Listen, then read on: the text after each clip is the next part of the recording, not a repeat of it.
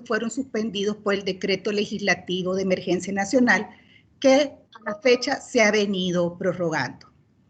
Dicho decreto, si bien es cierto, suspende los procedimientos administrativos, en casos de la ESC, los procedimientos sancionadores por prácticas anticompetitivas, habilita a la ESC a trabajar en el combate de la pandemia del COVID-19. El trabajo que hemos estado realizando durante este periodo de emergencia nacional se ha centrado en colaborar con otras instituciones en la vigilancia de los mercados, con especial énfasis en los sectores farmacéuticos y de alimentos de la canasta básica. Esto lo hemos realizado de la mano con la Defensoría del Consumidor. Desde siempre hemos tenido un trabajo colaborativo interinstitucional, pero en esta emergencia hemos engranado el trabajo entre ambas instituciones. La autoridad de competencia con la autoridad del consumidor somos instituciones independientes, pero no podemos obviar que somos dos caras de una misma moneda. La Defensoría del Consumidor velando directamente por el bienestar del consumidor y la ESC indirectamente trabajando para aumentar el bienestar del consumidor a través del buen funcionamiento de los mercados. La Defensoría cuenta con atribuciones por la Ley de Protección al Consumidor de regular los precios de la canasta básica en emergencias. Adicionalmente, los decretos legislativos, han habido decretos ampara, los decretos ejecutivos en los cuales se han establecido también precios máximos para insumos médicos y otros productos necesarios para esta pandemia. Y en este punto es donde como SC hemos estado contribuyendo con ellos en el análisis del sondeo diario de precios máximos establecidos para ciertos productos farmacéuticos y de la canasta básica, verificando que el comportamiento de los mismos no presente comportamientos inusuales que puedan ser indicios de distorsiones o un mal funcionamiento del mercado provocado por una práctica anticompetitiva. No voy a adelantarme en hablar sobre los precios máximos, dado que en nuestro próximo encuentro empresarial del día 28 de mayo estaremos hablando sobre cómo la forma en que se han establecido los precios máximos permite siempre que las empresas sigan compitiendo por ganar la preferencia de los consumidores. No quito más el tiempo a la ponente para su disertación, pero no puedo concluir sin explicar la metodología de este encuentro virtual. A todos les pedimos apagar la cámara y el micrófono para evitar algunas interrupciones. La presentación tendrá una duración de 30 minutos. Durante el encuentro pueden enviar sus preguntas a través del chat o también a través del chat pueden pedir la palabra para hacer en el momento la pregunta. Al final de la presentación también hay un espacio para preguntas y respuestas que vamos a responder las preguntas que han sido enviadas por chat o pueden pedir la palabra para realizar alguna pregunta, comentario o sugerencia para los próximos encuentros empresariales. Esperando que este encuentro sea de utilidad y de su agrado. Bienvenidos a este encuentro empresarial de la Superintendencia de Competencia. Dejo con ustedes a la licenciada María Elena Bertrán.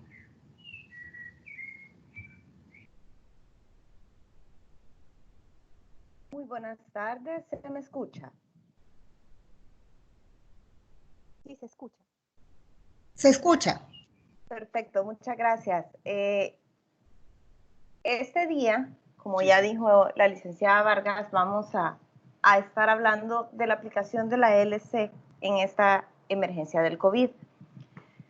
Como pueden ver, esta es una presentación introductoria. Los webinars van a estar dándose frecuentemente y en su momento se irán abordando los distintos temas. Cualquier pregunta, como ya dijo la licenciada Vargas, por favor háganla en el chat y al final veremos de hacer un espacio de preguntas y respuestas.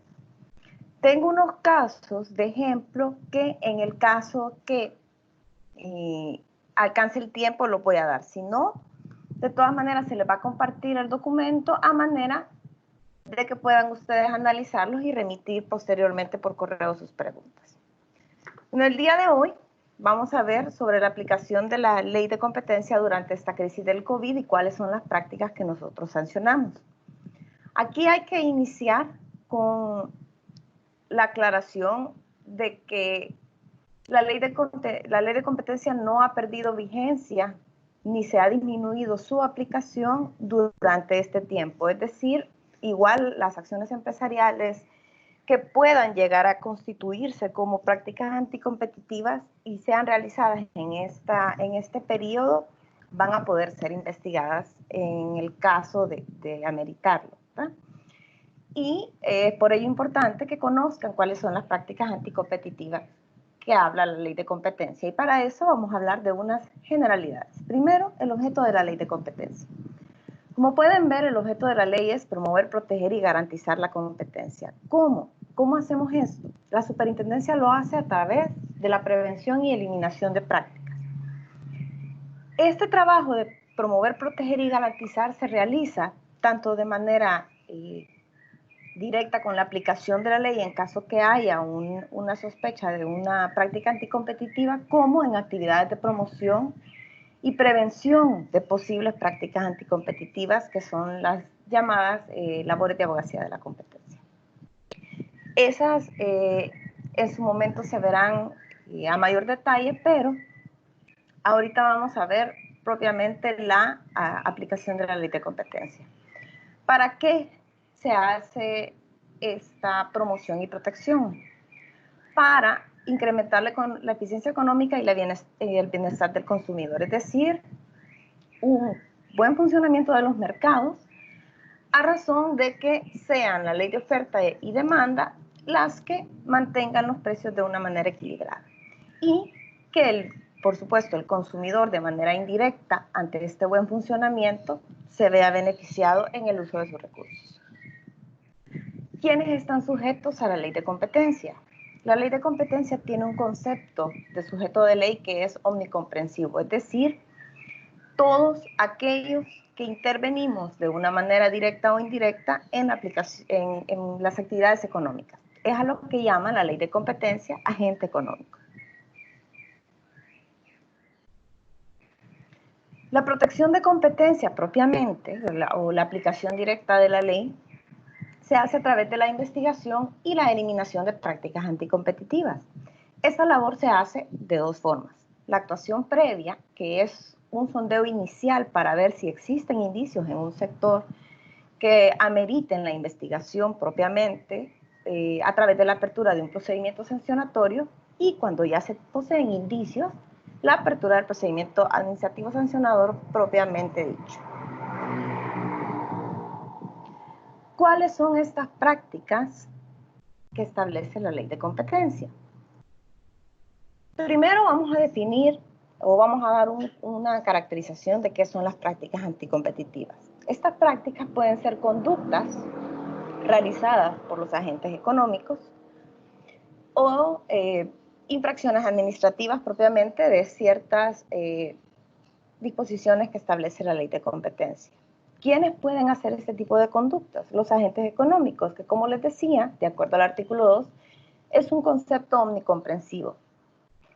Pero resumiéndolo de la manera más posible, toda persona natural o jurídica que realice una actividad económica o se vuelva involucrada en ella y que realice alguna de las conductas que ya están delimitadas en la ley.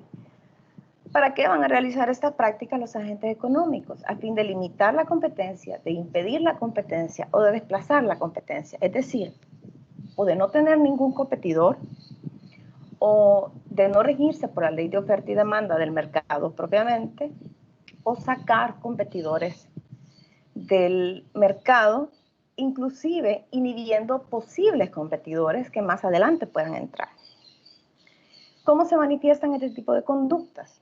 A través de acuerdos, acciones, omisiones incluso, que pueden ser cometidas por un agente económico, o sea, unilateral, pueden ser cometidas por dos o más, o sea, multilaterales, y pueden ser expresas, como un acuerdo entre competidores que está claro que ese es su objetivo, o puede ser deducido por estarse cometiendo de una manera tácita, dependiendo de al analizar las acciones del agente económico.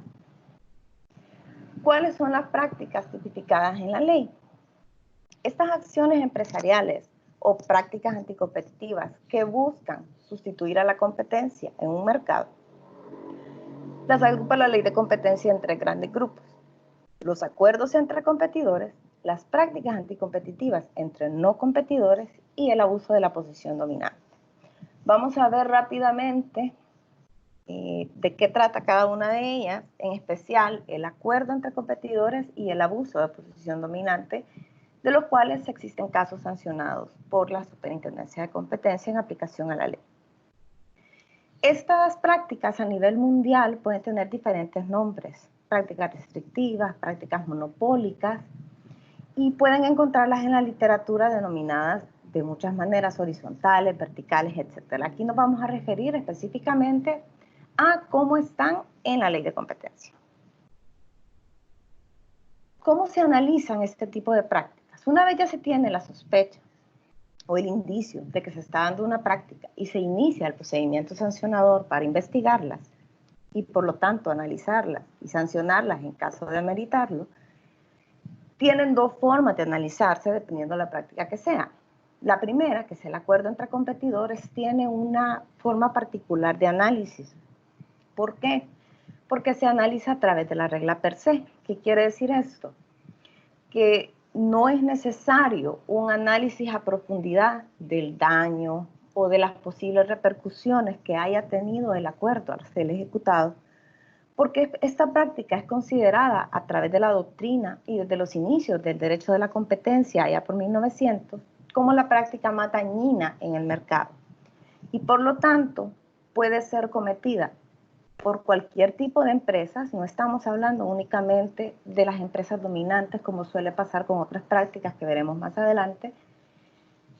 Y solo por el hecho de demostrarse la intención del acuerdo, ya puede ser caso de sanción. ¿Por qué? Porque siempre se asume, justamente por esta regla per se, confirmada por nuestra Corte Suprema de Justicia, que siempre un acuerdo entre competidores lleva como consecuencia una afectación directa a la competencia y, por tanto, a los consumidores y a cualquier otro competidor que no haya estado dentro del acuerdo. Por lo tanto, hay que establecer que la posición dominante, que es un concepto que veremos más adelante, no es necesaria en este tipo de acuerdos. Es decir, cualquier tipo de empresa, sea cualquiera su tamaño, su rubro, su actividad, su composición, su extensión, etcétera, puede, si entra en un acuerdo entre competidores, ser sancionado por esta conducta. Esta es la regla per se que, como les mencionaba, ha sido confirmada por nuestra Corte Suprema de Justicia. Y luego las otras 2 prácticas se analizan a través de la regla de la razón. Esta regla de la razón implica que la conducta no es en sí anticompetitiva, no es de entrada anticompetitiva. Pueden ser decisiones empresariales, que incluso algunas pueden llegar a tener beneficios en el mercado, pero si a pesar de los beneficios o en vez de sus beneficios producen efectos anticompetitivos, entonces van a ser motivo de sanción. Por eso, en este caso, sí hay que hacer un análisis de cuál es el mercado relevante donde se están cometiendo, es decir, limitar cuáles son los productos y en qué zona geográfica se está dando esta práctica, ver si una de las empresas, en el caso de las prácticas anticompetitivas entre no competidores, o si la empresa que está haciendo el abuso, en el caso del abuso de la posición dominante, tiene posición dominante en el mercado, entonces se aúna a esa posición dominante el efecto de la conducta que se está analizando. Si se suma la comprobación de la posición dominante más el efecto anticompetitivo de las prácticas, con base al análisis de regla de la razón, entonces va a ameritar la sanción que da la ley de competencia. Hablando de estos conceptos particulares del derecho de competencia, vamos a hablar en específico ahorita del concepto de mercado relevante. El mercado relevante es un concepto muy propio del derecho de competencia y es la herramienta que nos permite delimitar dónde y sobre qué se está realizando la conducta. Al hacer la delimitación de mercado relevante, esto influye en determinar la posición que tienen los agentes que están dentro de ese mercado relevante para ver si existe o no una posición dominante de alguno de ellos. Y al ver quiénes son los competidores que están en este mercado relevante, ver las presiones competitivas que se están dando en ese mercado. Y por eso lo que se analiza son dos puntos específicos, sobre qué producto se está dando y en qué zona geográfica se está dando. Lo que permite esta consideración o este concepto de mercado relevante es primero ver quiénes están adentro de este mercado relevante, qué agentes económicos participan, cuál es la cuota de mercado que tienen y por lo tanto si hay alguno que es dominante o no, y delimitado el producto y la zona geográfica, ver si este producto sobre el cual está recayendo la sospecha de que existe práctica anticompetitiva puede ser sustituido desde el punto de vista de la demanda por el consumidor que está dentro de ese mercado relevante, la parte de demanda del mercado relevante. O si puede haber oferta de otro producto que pueda ser sustituto a manera de que si hay una práctica anticompetitiva en un producto específico, el consumidor tenga siempre la opción de comprar otro producto que le satisfaga siempre la misma necesidad. Al final es ver de que el consumidor no se quede sin su derecho a tener opciones, a poder elegir y ser él el que elija qué producto le conviene más, cuál satisface mejor su necesidad y con base a todos estos puntos, el número de agentes, la posición, la sustituibilidad y qué tanto en esa zona geográfica se puede mover el consumidor para sustituir este producto, es lo que hace que en estas prácticas, tanto las entre no competidores como en el abuso de posición dominante, se delimite el mercado relevante. Una vez delimitado el mercado relevante, se analiza si existe posición dominante de alguno de los agentes para ver si se configuran alguna de estas otras dos conductas. Vale aquí la aclaración nuevamente, en el acuerdo entre competidores no existe la necesidad de establecer este tipo de consideración, si existe o no un mercado relevante, si existe o no posición dominante. Aunque dentro del análisis económico que hace el equipo de la superintendencia siempre se van a hacer estas ponderaciones, pero no es requisito para sancionar, como si lo es para estas otras prácticas. Cuando hablamos entonces de la posición dominante, tenemos que aclarar primero que la posición dominante es que un agente tenga la capacidad en el mercado de actuar de una manera independiente de todos sus competidores, de sus clientes e incluso de sus consumidores. ¿Qué quiere decir esto?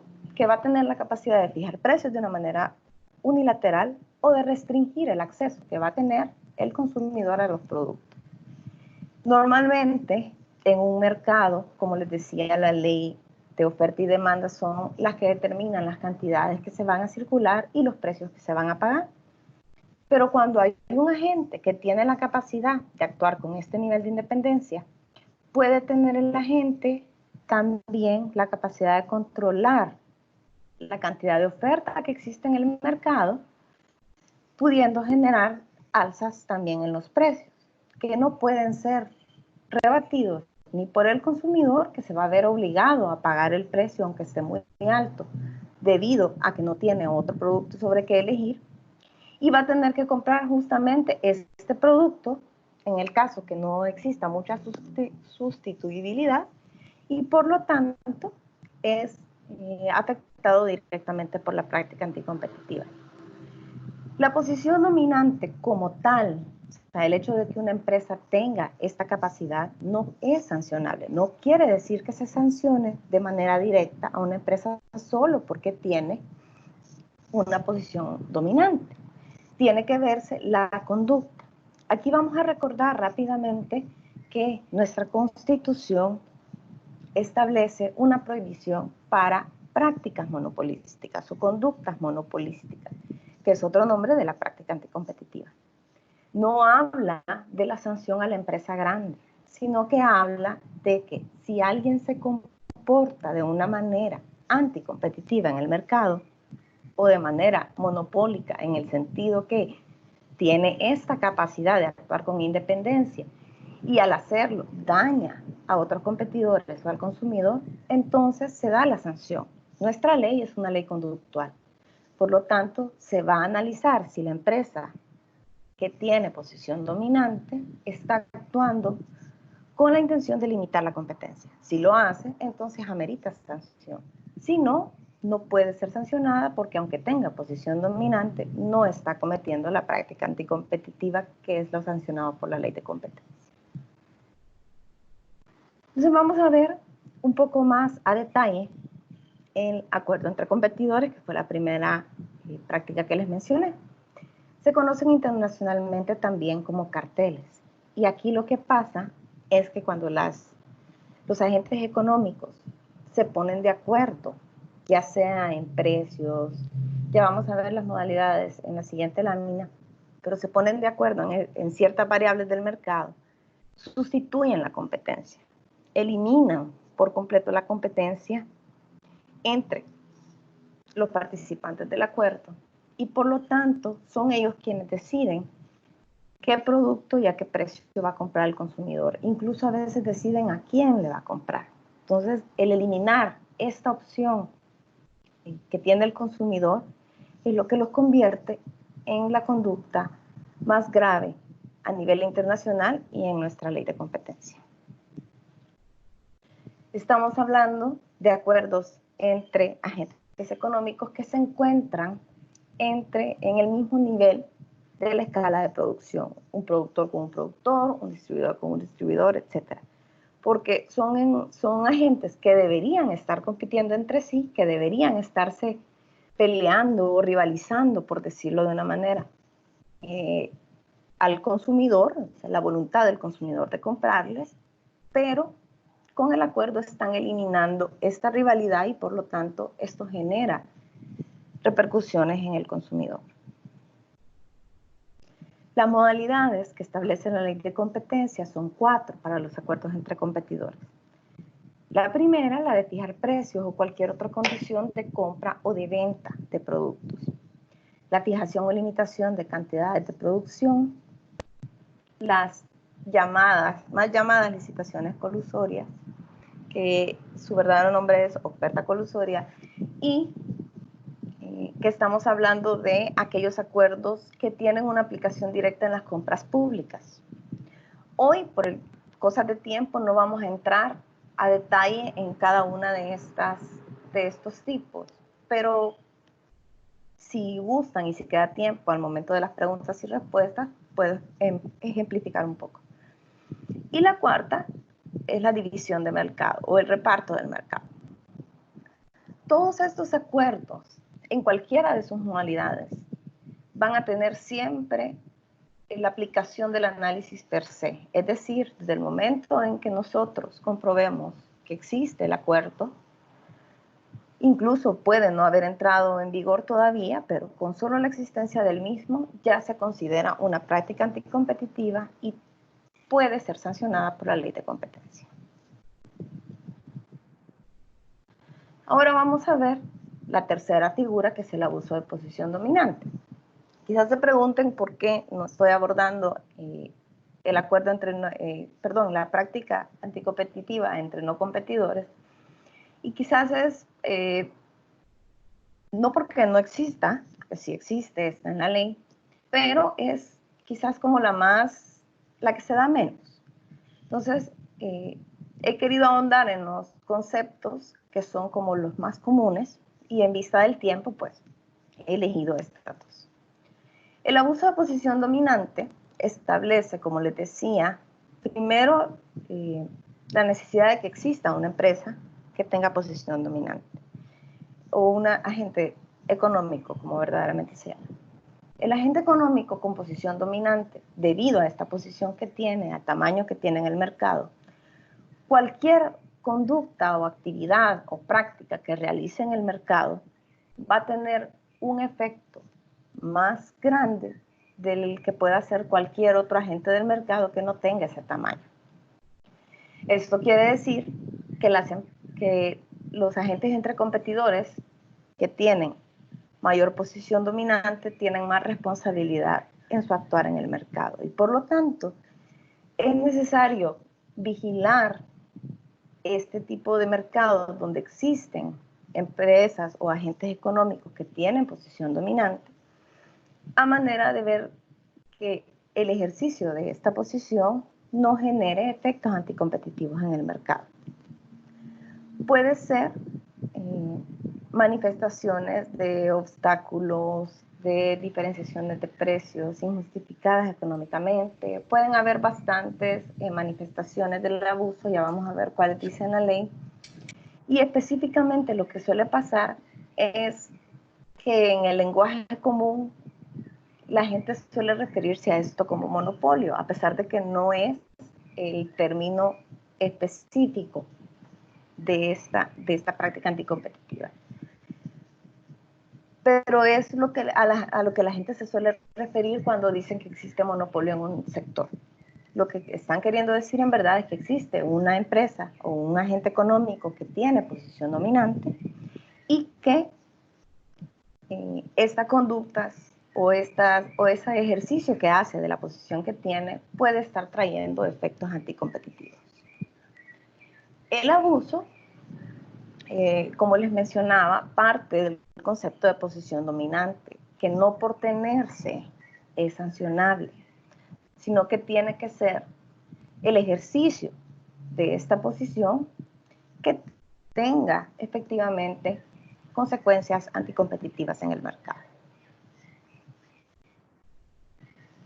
Para el análisis del abuso de posición dominante como práctica anticompetitiva, tenemos que recordar que existen dos presupuestos. Ya que se analiza con la regla de la razón, tenemos que ver primero cuál es el mercado relevante en el cual se está cometiendo o se sospecha que se está cometiendo la práctica anticompetitiva. Y luego ver si al agente económico al que se le puede atribuir esta conducta tiene efectivamente o no posición dominante.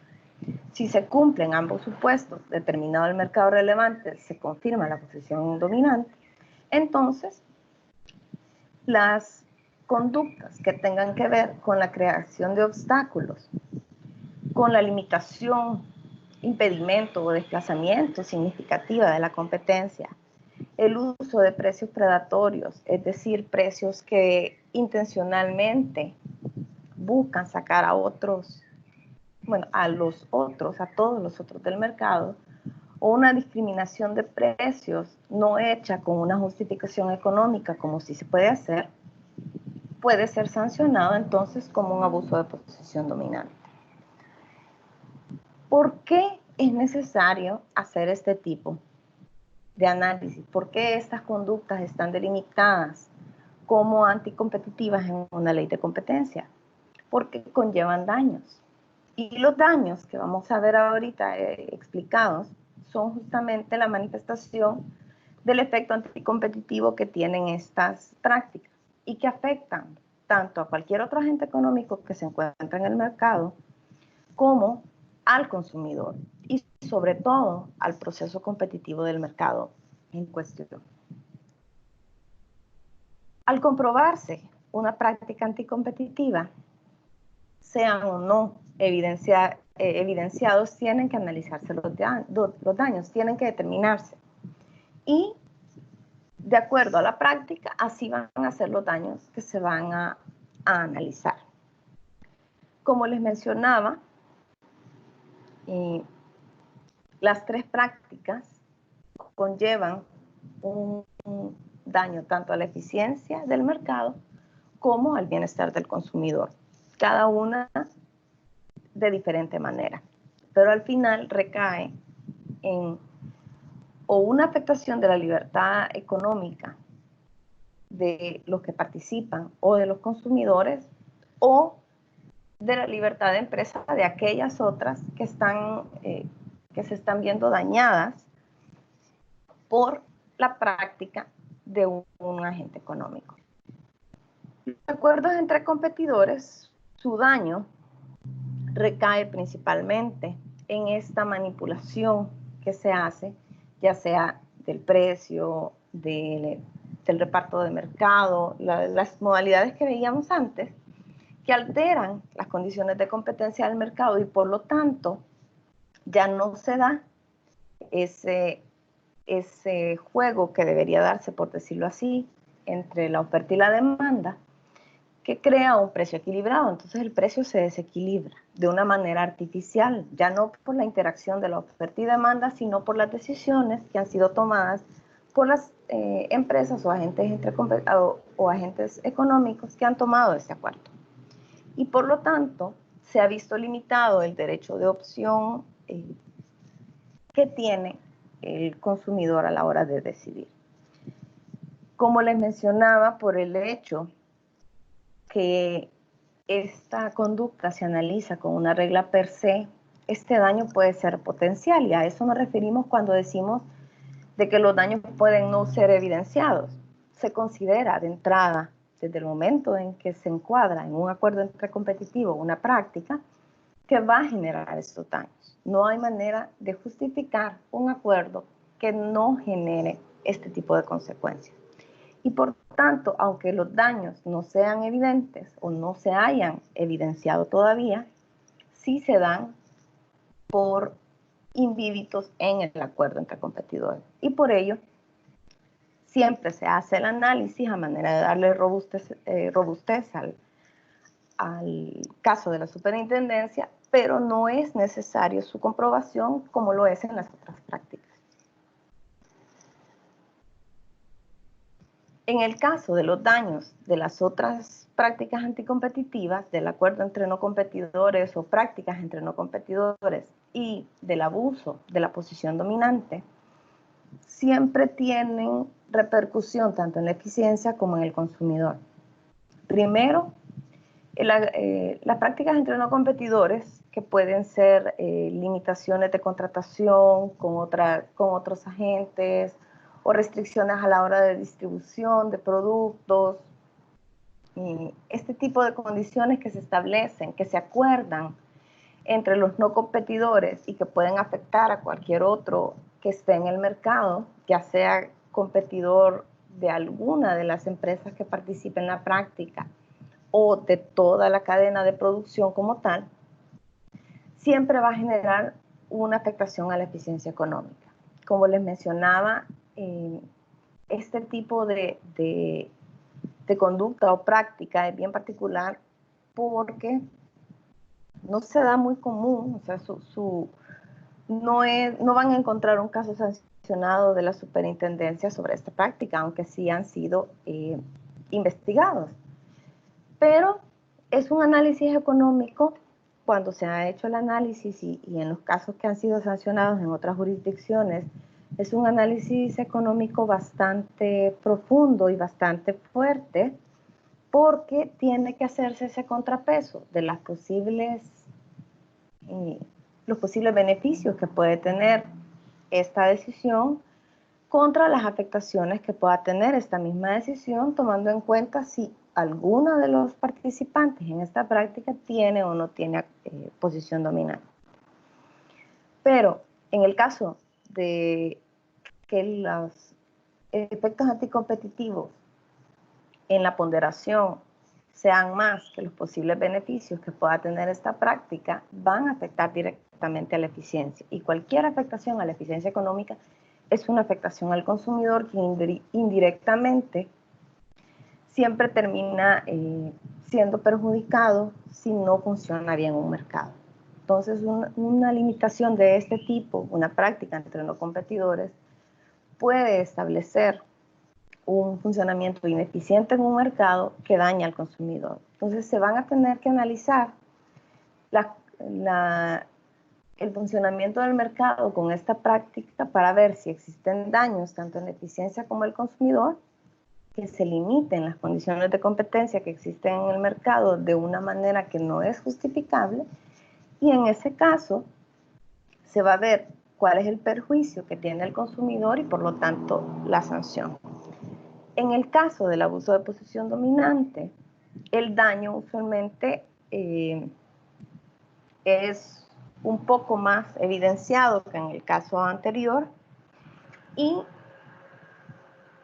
al hacer mal uso de la posición dominante un agente económico y abusar de esta posición que tiene, puede llegar a obstaculizar el crecimiento o la entrada de otros competidores al mercado y por lo tanto limitar las opciones que puede tener el consumidor a la hora de elegir un producto, llevando obviamente indíbito una posible afectación de los precios, usualmente elevándolos y por lo tanto pues dañando el bienestar del consumidor, que es uno de los objetivos que la ley protege.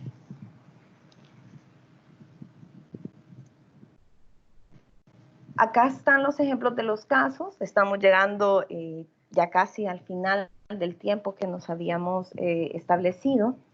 Y rápidamente, no les voy a entrar en mucho detalle, pero sí quiero contarles, estos casos los hemos elegido porque son bien ejemplificativos y es un acuerdo entre competidores y un abuso de posición dominante. Se los voy a hacer un poco más contado como cuento y ustedes ven el contenido de la presentación cuando la reciban. Y es para ejemplificar un poco más los conceptos que hemos estado viendo hoy. El primero fue un acuerdo que se dio en la telefonía móvil, que se inició de oficio allá por el 2010, donde Telemóvil, Telefónica, Digicel e Intelfon en aquel momento fueron sancionados por establecer una tarifa fija de 0.21 minutos masiva por minuto para las llamadas que se realizaban de fijo a móvil. Para este tipo de servicios existen precios techo y en este caso se había disminuido el precio techo por parte del regulador. Entonces, siempre quedaba un margen en el cual se podían mover las telefónicas para establecer el precio de su minuto en su red. La idea era que los operadores lo hicieran libremente, pero en este caso decidieron acordarlo entre todas. ¿Qué pasa acá? Cuando ellos lanzan la publicidad informando de que habían establecido esta tarifa, en primer lugar ya se había cumplido la tipificación de la ley de competencia de un acuerdo entre competidores. Las empresas son competidoras entre ellas, habían acordado precios, que es la primera modalidad que vimos, y al estar confirmada la regla per se como medio de análisis, esto bastaba ya para la sanción. Me pueden decir o pueden hacer la pregunta, aquí estamos hablando de un precio que resulta acordado después de una obligación de reducir precios, es decir, igual era un precio más bajo del que estaban dando previo a esto.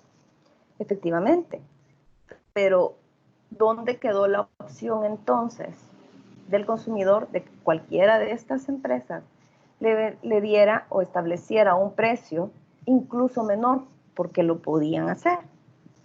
Entonces, el consumidor perdió la opción de tener un precio todavía más bajo de los 21 centavos. Acá es donde se establece de que no existe justificación alguna para un acuerdo entre competidores y por ello se aplica el análisis per se, como les mencionaba. En este caso se utilizó como medio probatorio la publicación, los contratos que se les pidieron a las empresas para ver a cuánto estaban cobrando cada una los minutos previos a la aprobación del acuerdo y que efectivamente no lo estaban cobrando necesariamente con la misma tarifa y además algunos argumentos establecidos por las mismas investigadoras. Repito, con análisis per se por el tipo de prácticas analizadas. Como van a encontrar varios ejemplos en el sitio web de la Superintendencia, donde pueden buscar acuerdo entre competidores y ahí van a encontrar los distintos carteles que hemos sancionado a través del tiempo.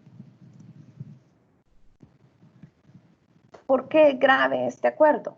Primero, era un servicio público sobre la cual versó la fijación del precio y por lo tanto le quitó la opción al consumidor, su opción de sustitución o de elección.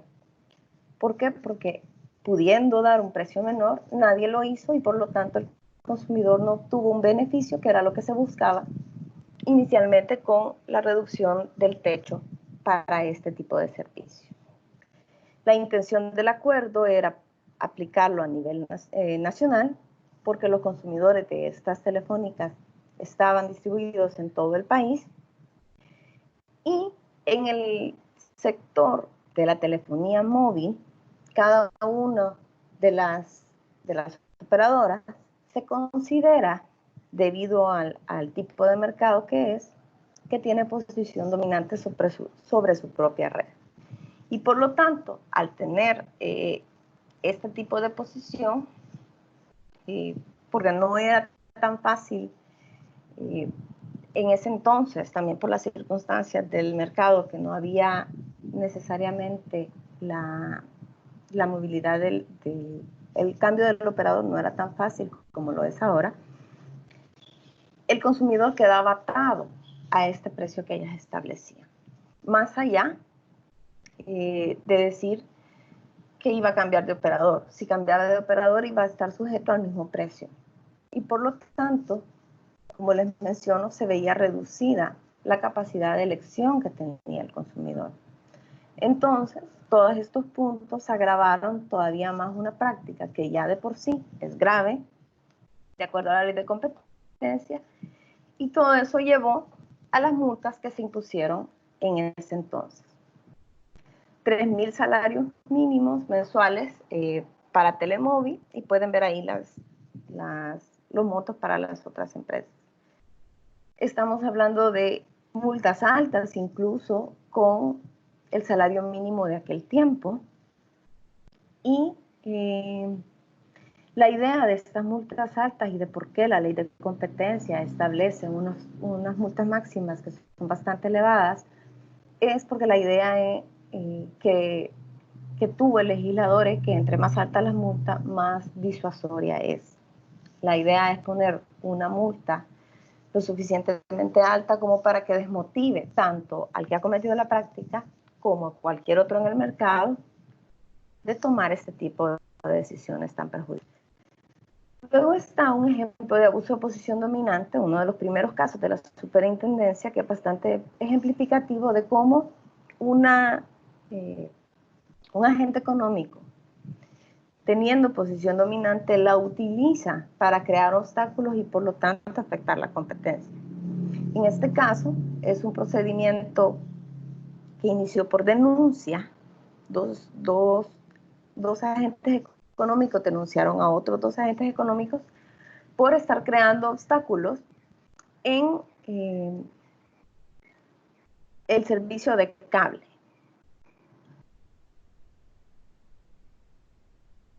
Denunciaron las sociedades Movicable y la sociedad Net Telecommunications Limitada.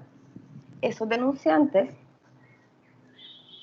que denunciaron a las empresas que mencionaba antes, que estaban antes en la diapositiva, que es Salazar Romero y Voz Vision, los denunciaban porque Salazar Romero fue el que construyó las residenciales sobre las cuales se hizo la investigación, y parte de su grupo económico o de sus empresas afines o hermanas era Voz Vision, que era la empresa con la que ellos habían establecido que se iba a brindar el servicio de cable dentro de su residencial.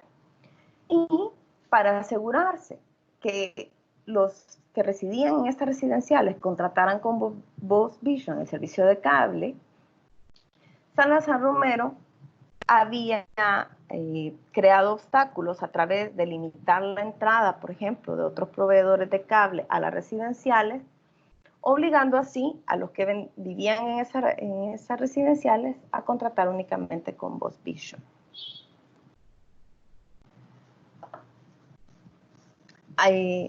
Este uso que hizo Salazar Romero de la posición dominante que tenía en la residencial y siendo también parte del grupo económico de Voz Vision, o sea, siendo beneficiada también porque los residentes contrataran con Voz Vision, fue visto como un abuso de la posición dominante y que se manifestó a través del bloqueo que hacían para la entrada de otros proveedores. este nexo entre ambas sociedades que hacía que fueran vistos como un solo agente económico, a pesar de ser personas jurídicas diferentes, que eso es un tema muy peculiar también del derecho de competencia, hizo que se reforzara el abuso por parte de Salazar Romero como la sociedad controladora del grupo. Y por lo tanto, al haber establecido el nexo entre ambas sociedades, al haber establecido de que estas limitaciones al acceso habían sido con la intención de beneficiarse el mismo a través de Voz Vision, y tomando en cuenta las declaraciones que dieron los mismos residentes de estas residenciales, así como los competidores que habían tratado de entrar, hizo que se estableciera como práctica anticompetitiva esta obstaculización por parte de las sociedades y que se comprobara que había habido una afectación directa a los consumidores, que en este caso, debido al mercado relevante que se estableció en este análisis en particular, que fueron las residenciales en donde se investigó, sufrieran un detrimento a su capacidad de opción. No podían contratar cable con nadie más que no fuera Voz Vision. ¿Por qué? Por directrices de la constructora que había hecho la residencial. Por lo tanto, las 5.373 viviendas que estaban dentro de estas dos residenciales no podían acceder a servicios de otros proveedores de cable, viéndose afectados directamente los que vivían en la residencial como consumidores y las otras empresas de cable que podían haber prestado el servicio en esa residencial y se veían obstaculizadas de ingresar y de prestar sus servicios a estos residentes. En este caso, las sanciones que se impusieron fueron de 29,000 a Salazar Romero, porque era digamos que el que tenía la posición dominante, aunque también la ejercía a través de Voz Vision. Y se sancionó también a Voz Vision como persona jurídica con personalidad propia con una multa de $4,260. Se dio el orden de cese de la práctica, obligarlos a detener este bloqueo que habían establecido, a obligarles a que permitieran el ingreso de otras compañías para que ofrecieran los servicios de cable y que ya fuera el consumidor si decidía si contratar con Voz Vision o con cualquier otro de los oferentes, y se les estableció la condición de no implementar este tipo de obstáculos en cualquier otra residencial que fuera construida o que hubiese sido construida por este grupo en ese tiempo o a futuro.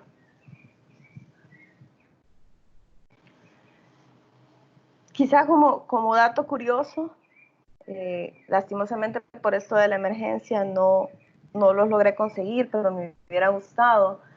Cuando se hizo la sanción de este caso en específico, el día que se iban a abrir las puertas, no me acuerdo si en las dos residenciales o solo en una, llegaron incluso los medios de televisión para captar la apertura de pruebas y el ingreso de estos nuevos agentes económicos y la alegría de los consumidores de poder contratar con alguien más. Existe un video de eso, lo tenemos ahí en la institución, pero lastimosamente no lo pude conseguir, me hubiera gustado presentárselos.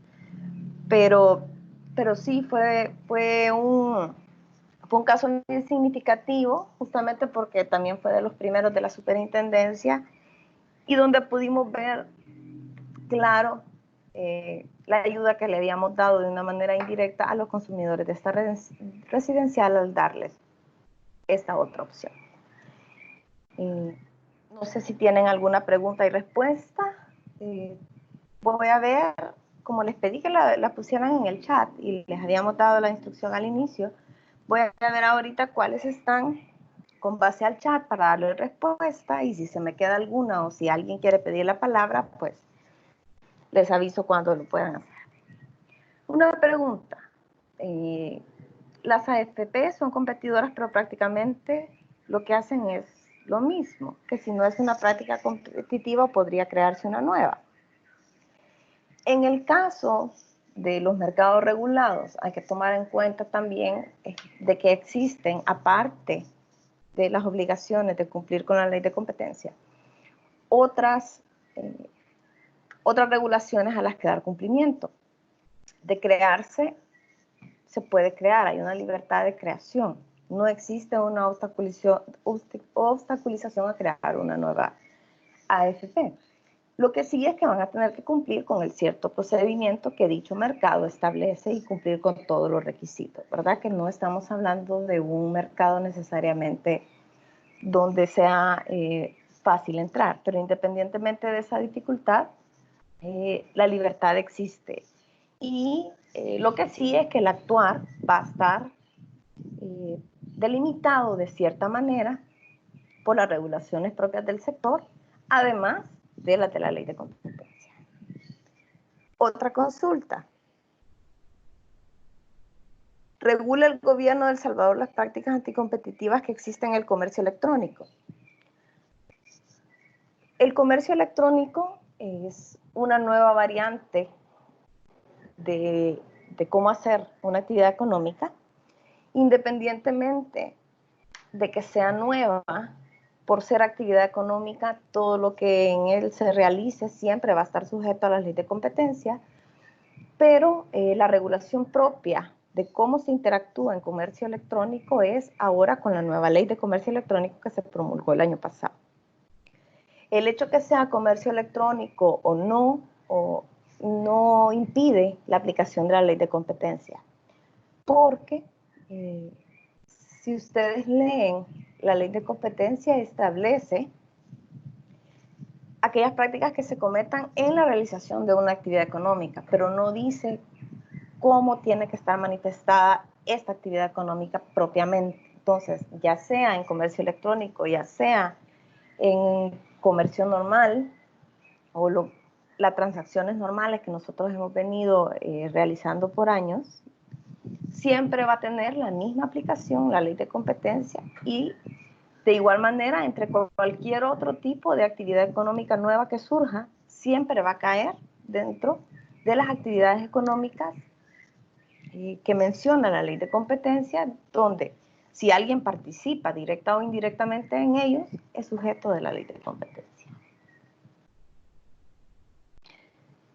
Si las prácticas anticompetitivas son aplicables a proveedores, como ya vimos, el concepto es omnicomprensivo, por lo tanto, aplica a cualquier persona, natural o jurídica, privada o pública, en cualquier eslabón de la cadena que se encuentre, que participe directa o indirectamente en una actividad económica. Es una manera muy técnica y jurídica de decir que nos aplica a todos, así que sí, les aplicaría también a los proveedores. ¿Por qué las compañías de telefonía están cobrando un recargo moratorio por el pago de las respectivas facturas, no obstante haber un decreto? En este caso, la consulta es más de consumidor. Cabe aclarar que a pesar de que nosotros tenemos un objetivo en la ley de velar por el bienestar de los consumidores, hay que recordar que esa aplicación directa o defensa directa de los derechos del consumidor es una tarea que hace la Defensoría del Consumidor a través de la Ley de Protección al Consumidor.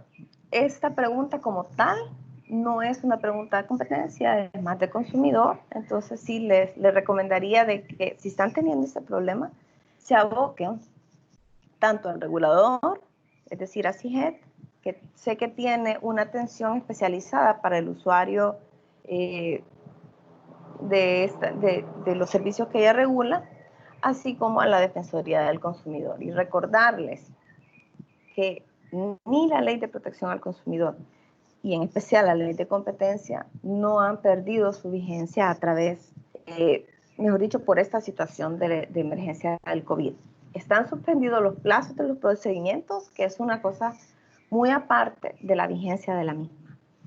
La Ley de Competencia sigue vigente las actuaciones que hagan los agentes económicos durante este tiempo, incluso en reacción a la emergencia, pueden ser investigados posteriormente si hay indicios de que fueron como un cometimiento de prácticas anticompetitivas.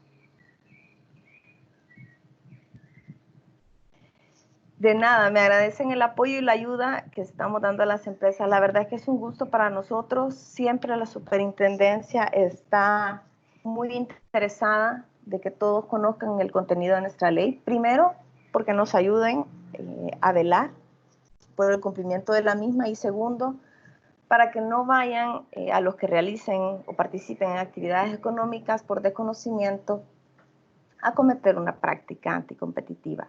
Entre más informados estemos, es más alta la posibilidad de que utilicemos estas herramientas mejor a nuestro favor y no en nuestra contra.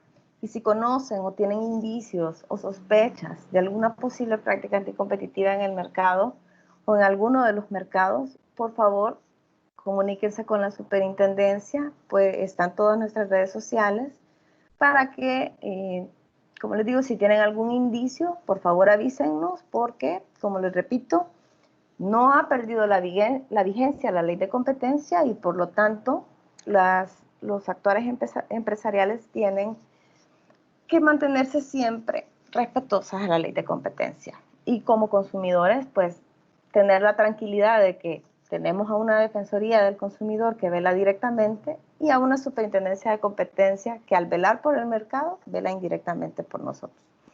No sé si alguien más tiene alguna pregunta o si alguien gusta que le ceda el micrófono.